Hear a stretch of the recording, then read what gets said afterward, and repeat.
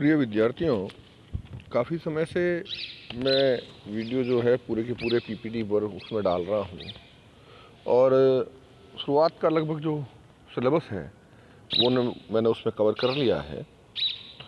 और ये बड़े बड़े वीडियो मैंने इसीलिए डाले थे जो कि मैंने पीपीटी फॉर्म में पूरे तैयार किए थे ताकि आप लोगों को समझने में आसानी रहे और पूरा का पूरा लेक्चर जो है एक साथ में आपको अवेलेबल हो जाए। अब मैं अपने कुछ छोटे वीडियोस बनाकर भी आपके साथ में शेयर कर रहा हूँ ताकि कुछ जो सामान्य टॉपिक्स हैं जो कि पुरुषार्थ या जो हमारे फर्स्ट ईयर का जो हमारा सेकंड पेपर है भारतीय समाज का, उसमें पुरुषार्थ, वर्ण, आश्रम और इन सब की चर्चा उसमें की गई है, कर्म और पुनर्जन्म के सिद्धांत की। तो वैसे तो मैंने उसमें पूरा वीडियो भी डाला है, लेकिन इन शॉर्ट में छोटे छोटे रूप में भी आपको उसको समझाने का प्रयास जो है इन वीडियो के माध्यम से आपको कर रहा हूँ। आज हम जिस टॉपिक पर बात कर रहे हैं वह है पुरुषार्थ पर। मुख्य रूप से अगर देखा जाए तो पुरुषार्थ की जो मूल अवधारणा है, इस अवधारणा के पीछे जो सोच रही है परंपरागत भारतीय समाज की, वो क्या थी, उसको इसमें प्रकाश में लाने की, उसके ऊपर जो है चर्चा करने की इसमें जो है, इसलिए इसको हमें ये पढ़ाया जाता है, ये बताया जाता है। अब जैसे मान लीजिए कई बार ये भी हो सकता है साहब ये पुरुषार्थ है, आश्रम है या संस्कार है, जो हमारे सिलेबस में नहीं है हालांकि, लेकिन संस्कार है या ये पुरानी जो भारतीय सामाजिक व्यवस्थाएं थी जो आज से हजारों साल पहले थी, वो व्यवस्थाओं के बारे में हम आज चर्चा क्यों कर रहे हैं। तो इसका मुख्य कारण ये है कि हमें ये बताया जाता है कि वर्तमान जो हमारी भारतीय समाज की जो भी समस्याएं हैं या जो भी विशेषताएं हैं, इन विशेषताओं या इन समस्याओं के पीछे का जो मूल है वह है हमारा पास्ट, यानी कि हमारे भारतीय समाज की परंपरागत व्यवस्था। उन व्यवस्थाओं में जो अच्छा था, उसमें जो विशेषताएं थी, जो उनकी करेक्टरिस्टिक्स थी, उन सब की वजह से हमारे समाज में आज भी संगठन बना हुआ है, मजबूती है, सांस्कृतिक एकता हमें देखने को मिलती है, सांस्कृतिक विविधता हमें देखने को मिलती है। ये सारी की सारी जो बेहतरीन बातें हैं, इन बातों को समझाने के लिए और साथ ही साथ में अगर कोई समस्याएं आ रही हैं तो वो समस्याएं क्यों आ रही हैं, उन समस्याओं को समझाने के लिए हमारे सामने ये प्रयास किया गया कि हम पुरानी उन व्यवस्थाओं को समझें, पहले उनको पढ़ें, उनको देखें कि उनकी मूल व्यवस्था क्या थी, और धर्म के आधार पर नहीं, क्योंकि धार्मिक जब व्याख्याएं होती हैं तो उसमें फिर गॉसिप्स बहुत ज़्यादा आ जाती है, उसमें एक तरह से किंवदंतियाँ बहुत आ जाती हैं, तो वो एक तरह से अपने मूल स्वभाव से भटक सकता है। तो उस मूल स्वभाव से भटकाने से उससे बचाने के लिए और सही रूप में उसको समझाने के लिए समाजशास्त्रीय विश्लेषण के आधार पर, समाजशास्त्रीय अर्थों के आधार पर इन चीज़ों को समझने के लिए यहाँ पर हमें पुरुषार्थ या इस तरह की जो पुरानी भारतीय समाज की जो व्यवस्था है, इसलिए पेपर का नाम ही रखा गया भारतीय समाज। ये मेरा सबसे पहला लेक्चर होता है जब मैं क्लास में घुसता हूँ, भारतीय समाज की इस पेपर की जब मैं क्लास लेता हूँ तो सबसे पहला मेरा लेक्चर में मैं यही समझाने का प्रयास करता हूँ। पर चूंकि इस बार कोविड-19 के चक्कर में हमारी क्लासेस रेगुलर नहीं हो पाई, तो इसको मैं अब दूसरे माध्यम से आपको ये बताने का प्रयास कर रहा हूँ कि क्यों हम इन सब चीज़ों पर बात कर रहे हैं। आज के वक्त में क्या आवश्यकता है भारतीय समाज पर बात करने की, उस आश्रम व्यवस्था, उस संस्कार पर, उस पुरुषार्थ पर, कर्म और पुनर्जन्म के सिद्धांत पर, ये पुरानी बातों पर बात करने का क्या औचित्य है। या जाति व्यवस्था क्या है, जातियों को कैसे बनाया गया, क्या हुआ, वर्ण व्यवस्था क्या थी, वर्ण व्यवस्था कैसे बनी, इन सब बातों को बताने का मूल उद्देश्य यही है कि हर व्यक्ति, चाहे वो समाज में किसी भी रूप में रहता हो, चाहे वो वकील हो, डॉक्टर हो, नेता हो, अभिनेता हो, मजदूर हो, व्यापारी हो, स्टूडेंट हो, टीचर हो, बाप, भाई, बहन, हर रोल में अगर हम देखें, आखिरकार हम रहते कहाँ हैं, हम रहते हैं समाज में।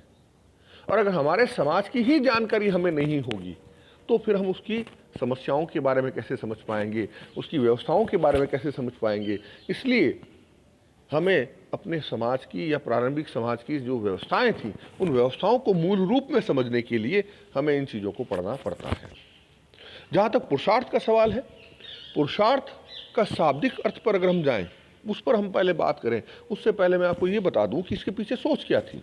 जैसा कि मैंने यहाँ पर लिखा भी है, आप देखिए एक तरह से इस पीपीटी में जो है मैंने ये स्पष्ट लिखा है कि हिंदू जीवन में मोक्ष की धारणा प्रमुख रही है। जीना इम्पॉर्टेंट है, बहुत इंपॉर्टेंट है, लेकिन साथ ही साथ में इस जन्म मरण के बंधन से मुक्ति मिल जाए, मोक्ष की प्राप्ति हो जाए, ऐसी व्यवस्था जो है वो हिंदू धारणा, हिंदू धर्म में हमेशा से रही है। और पुरुषार्थ धर्मानुसार किया जाने वाले कर्म है, जिसका उद्देश्य यही होता है कि मोक्ष की प्राप्ति हमें हो जाए। क्योंकि भारतीय जो संस्कृति है वो आध्यात्मवादी रही है, अतः इसमें धर्म का विशेष महत्व है। और हमारे यहाँ पर तो एक पूरा का पूरा काल जो है वो धार्मिक धर्म का काल ही रहा है, धार्मिक आंदोलनों का काल रहा है। इतिहास जो बच्चे पढ़े हैं उनको पता है कि धार्मिक आंदोलन, जो सुधार आंदोलन हुए थे, वो बहुत लंबा चला था, जिसमें नानक, कबीर और इस तरह के बहुत से जो रैदास और इस तरह के जो कवि आए थे, इस तरह के संत जो आए थे, उन्होंने धार्मिक उन्मूलन पर बहुत गहरा काम किया। आर्य समाज की स्थापना की गई, ब्रह्म समाज की स्थापना की गई, ये सब लोगों ने काम किया। तो ये इस तरह से आध्यात्मिक जो है एक पृष्ठभूमि रही है हमारे समाज की। और हिंदू जीवन दर्शन जो व्यक्ति को त्यागमय भोग की महत्ता को समझाने और उसे जीवन में उतारने को प्रोत्साहित किया जाता है। पुरुषार्थ मूल रूप से अगर मैं आपको बात करूं तो पुरुषार्थ में 4 बातें प्रधानतः पाई जाती हैं: शरीर, मन, बुद्धि और आत्मा। और इन सब से मिलकर जो बनता है वही पुरुषार्थ। एक्चुअली पुरुषार्थ जो है वो एक प्रकार से कर्म है। पुरुषार्थ जो है सर एक प्रकार का लक्ष्य है। अपने अभिष्ट को प्राप्त करने के लिए, अपने लक्ष्य को प्राप्त करने के लिए जो हम कर्म करते हैं, जो हमारा लक्ष्य है, और हिंदू जीवन का, परंपरागत हिंदू समाज का एक ही अंतिम लक्ष्य होता था, वह था मोक्ष की प्राप्ति। तो अपने लक्ष्य की प्राप्ति, अपने अभिष्ट की प्राप्ति के लिए किए जाने वाला जो भी कार्य है, जो भी क्रियाएं हैं, वह सभी पुरुषार्थ के अंतर्गत आती हैं।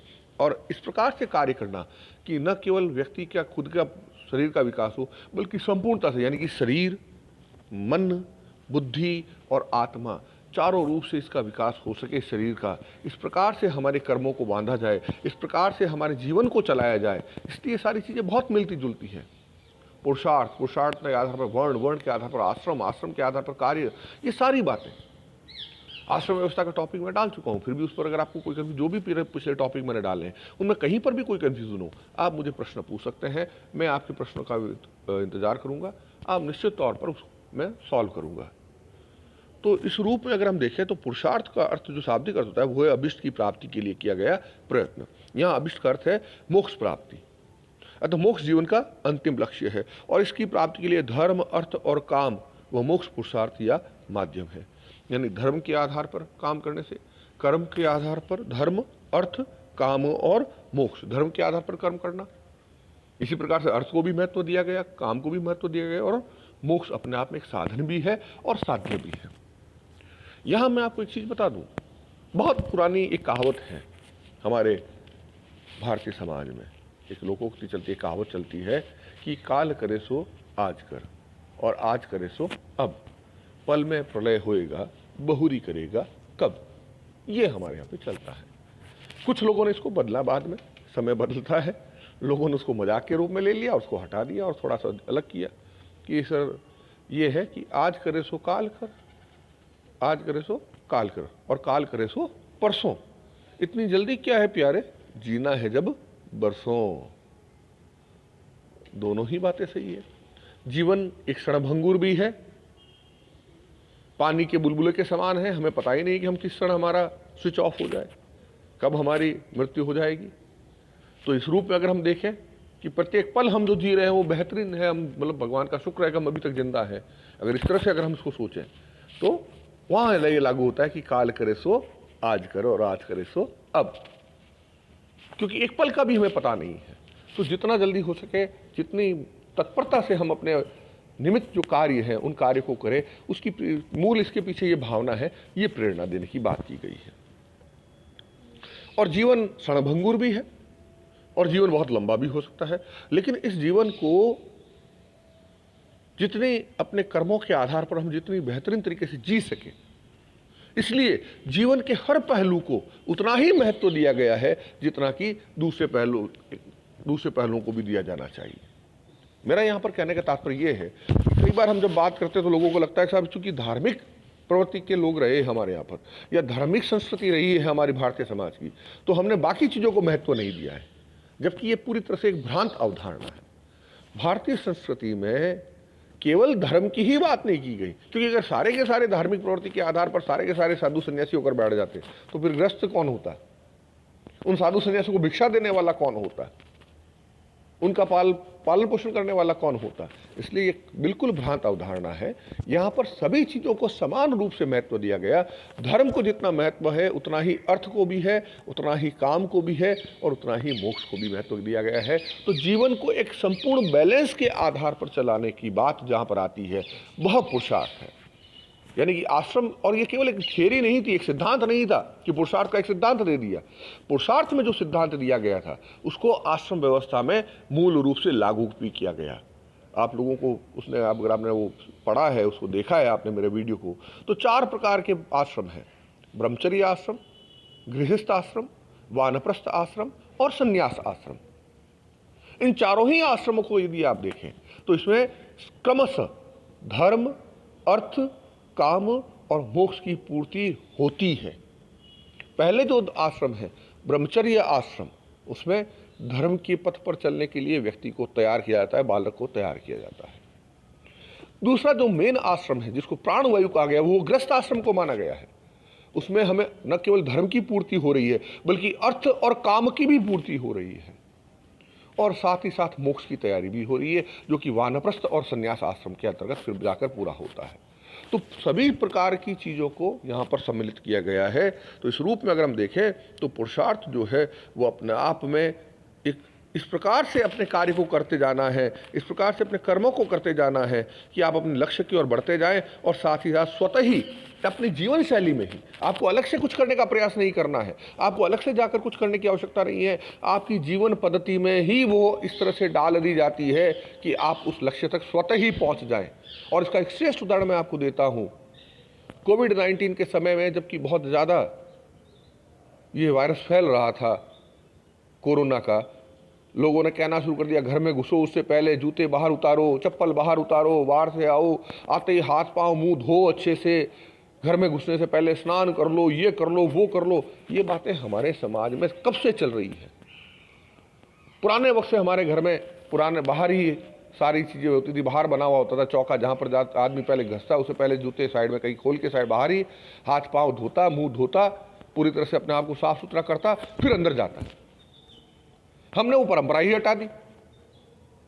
ये चीज़ें तो हमारी जीवन पद्धति में थी, ये तो हमारे अंदर थी, लेकिन हमने आधुनिकता के चक्कर में उस जीवन पद्धति को हटा दिया। फिर आज ये कही जाने लगी कि इस तरह से कीजिए, ये तो हमारे जीवन पद्धति में ही थी। अब हम सोच रहे हैं यार ये तो हमारे यहाँ पे था पहले से ही कि सुबह इस तरह से उठना है, योगा करना है, ये करना है, वो करना है, प्राणायाम, या जल्दी अपने काम पे जाना है, ये सारा सूर्य उगने से पहले हमें उठ जाना है, उससे पहले हमें खा लेना है, ये सब तरह की चीज़ें बनी हुई थी नियम। आज हम उस पर फिर बातें कर रहे हैं। तो ये जीवन पद्धति के अंदर डाल दिया था जिससे हम स्वतः ही उस लक्ष्य तक पहुँच जाए। पुरुषार्थ की ओर आगे बढ़ते जाना ही पुरुषार्थ है। पुरुषार्थ की धारणा में जीवन की विभिन्न कर्तव्य दायित्वों का बोध मिलता है। उपनिषदों, गीता तथा स्मृतियों में जीवन में जो चार आधारभूत जो कर्तव्य है उनके रूप में पुरुषार्थ का उल्लेख मिलता है, जैसे धर्म, अर्थ, काम और मोक्ष। अतः पुरुषार्थ एक सामाजिक संस्था है जो व्यक्ति को सांसारिक सुख भोग के बीच अपने धर्म पालन के माध्यम से ईश्वर प्राप्ति या महामोक्ष की राह दिखलाता है। स्पष्ट है कि पुरुषार्थ का तात्पर्य जीवन के 4 प्रमुख लक्ष्यों की प्राप्ति हेतु उद्यम या प्रयत्न करने से है। पुरुषार्थ के 4 प्रकार हैं जो मैं बार बार कह रहा हूँ: धर्म, अर्थ, काम और मोक्ष। अब यहाँ पर मैं इन बातों को डिटेल में थोड़ा सा आपको समझाने का प्रयास करता हूँ कि धर्म क्या है। धर्म जो है वो ध्री धातु से बना है। ध्री धातु यानी कि धारण करना। हमने जैसा कर्म अपना लिया, हमने जैसा कर्म बना लिया, हमने जिस प्रकार की जीवन पद्धति को अपने अंदर स्थापित कर लिया, वही हमारा धर्म है। यानी कि धर्म धारण करने से है। धर्म का यहाँ पर मतलब जो है विस्तृत अर्थों में देखें तो धारण करने से है। संकुचित अर्थ में अगर हम धर्म की बात करते हैं तब तो हम बात कर सकते हैं कि धर्म आध्यात्मिक शक्ति में विश्वास है। जबकि हम किसी एक ऊपरी शक्ति पर या अपने ऊपरी किसी चीज़ पर जब हम विश्वास करते हैं तो उसे हम धर्म कहते हैं। लेकिन धर्म का एक जो विस्तृत अर्थ है वो विस्तृत अर्थ है धर्म जो है वो धारण करने से। हमने जैसा कर्म धारण कर लिया, हमने जैसा काम अपने आप में अपना लिया, वही हमारा धर्म है।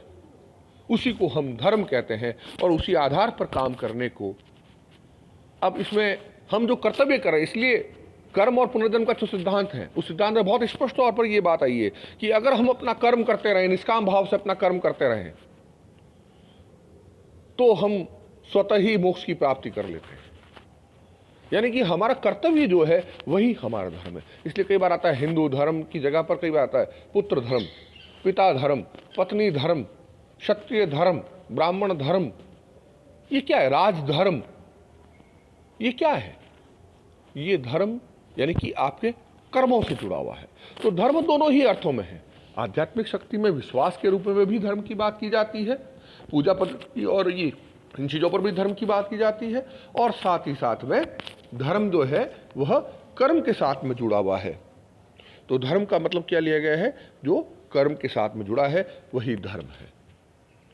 तो धर्म की पूर्ति होनी बहुत जरूरी है हर चीज में। धर्म का मतलब केवल आध्यात्मिक वो पूजा पाठ और वो नहीं है, यानी कि कर्तव्य जो है अपने, उसके आधार पर जो हमें कर्म करना है, वो धर्म की बात यहाँ पर की गई है। जो नैतिक समाज के नियम बने हुए हैं, जो सामाजिक संस्थाएं जो नियम बने हुए हैं, उन सामाजिक संस्थाओं और नियमों के आधार पर काम करना ही धर्म के अंतर्गत आता था। तो ये अपने आप में सबसे पहले धर्म की बात आती है। फिर हम बात करें अर्थ की। अर्थ यानी कि पैसा। दोनों ही रूप में अर्थ तो बहुत अनिवार्य है। पैसा या जो अर्थ है उसको दो रूपों में ले सकते हैं, संपत्ति के रूप में भी ले सकते हैं और रुपए पैसे के रूप में भी ले सकते हैं। और दोनों को ही उतना ही महत्व दिया गया है जितना धर्म को महत्व दिया गया है। कहीं पर भी, हालांकि हमारे कई बड़े हम सुनते हैं महाराजाओं को, महाराज वगैरह कोई भाषण दे, वो उपदेश देते हैं क्या इकट्ठा करना और क्या करना और वो करना, और सब महाराज खुद अपने साथ में इकट्ठा करके ले जाते हैं। अरे महाराज, अगर ये आम आदमी जो है, सामान्य आदमी जो है, अगर वो अर्थ नहीं कमाएगा, पैसा नहीं कमाएगा, तो महाराज लोगों का पेट कहाँ से भरेगा? उन लोगों को दक्षिणा कहाँ से जाएगी? उन लोगों का कहाँ से ये सारे पूजन पाठ ये सब चीज़ें होंगी? तो अर्थ को कहीं पर भी निम्न नहीं माना गया, कहीं पर भी ये नहीं किया गया कि आपको अर्थ नहीं कमाना है। अगर ऐसा होता तब तो, अगर ऐसा नहीं होता और होता कि हमारे यहाँ पे भारत में अगर अर्थ को महत्वता नहीं होती, तो कहते हैं हमारा भारत तो जो है सोने की चिड़िया थी, फिर व्यापार वाणिज्य तो ठप हो जाते बिल्कुल ही, फिर सोने की चिड़िया कहाँ से बनती? इसलिए ये तो बाद के जो एक प्रकार से समझिए कुविचार एक तरह से घुस गए, लोगों ने उसका गलत इंटरप्रिटेशन कर दिया, अपने स्वार्थों के आधार पर लोगों ने इंटरप्रिटेशन करना शुरू कर दिया। विशेषकर पंडितों ने और ब्राह्मणों ने अपने दक्षिणा लेने के चक्कर में, आप इसको इस तरह से भी ले सकते हैं। तो इस रूप में अगर आप देखें तो ये अर्थ को उन्होंने, बाकी अर्थ का तो हमेशा महत्व दिया गया है। हाँ, ये कहा गया कि धर्म के मार्ग पर चल, धर्म के मार्ग यानी कि जो आपका कर्तव्य है, कर्म है, यानी कि चोरी, लुटेरी या बदमाशी या ठगी या इस प्रकार की जो चीज़ें हैं वो नहीं करनी है, उसके आधार पर पैसा कमाने की बात नहीं की गई है। वरना अर्थ को तो बहुत महत्व दिया गया था भारत में, हिंदू धर्म में। तो धर्म का जितना महत्व था उतना अर्थ का भी महत्व था, क्योंकि उस अर्थ के बगैर संसार का संचालन नहीं किया जा सकता, पालन नहीं किया जा सकता। इसलिए आप देखिए भारत में 3 प्रकार से देवताओं की, 2-3 प्रमुख देवताओं की बात की गई थी, ब्रह्मा, विष्णु और महेश। ब्रह्मा उत्पत्ति करने वाला, विष्णु पालनहार और शिव जो संहार करता है। तो तीनों को ही महत्व है। तो अर्थ को हम कैसे कह सकते हैं अर्थ नहीं होगा तो काम ही नहीं चलेगा। तो अर्थ का भी उतना ही महत्व दिया गया जितना कि धर्म को दिया गया। बस उसमें केवल इतनी सी बात है कि धर्म के आधार पर जो अर्थ कमाया जाए उसको महत्वता दी गई थी, यानी कि अपने कर्तव्य को करते हुए, कर्तव्य परायणता के आधार पर जो हम धनार्जन कर रहे हैं। इसलिए व्यापार वाणिज्य में लोग ब्याज भी कमाते थे दूर। अगर कोई बढ़िया बैठ जाएगा दुकान खोल के और वहाँ पे अगर वो ये दान दक्षिणा उसमें रह जाएगा तो उसका तो धंधा ही चौपट हो जाएगा, वो खुद थोड़े दिनों में भीख लेने लग जाएगा। तो ये संभव नहीं होगा। इसलिए धर्म को ही उतना ही महत्व दिया गया जितना अर्थ को महत्व दिया गया, और उसी प्रकार से काम को भी महत्व दिया गया। इस पर हम कल चर्चा करेंगे। आज के लिए इतना काफ़ी है। धन्यवाद।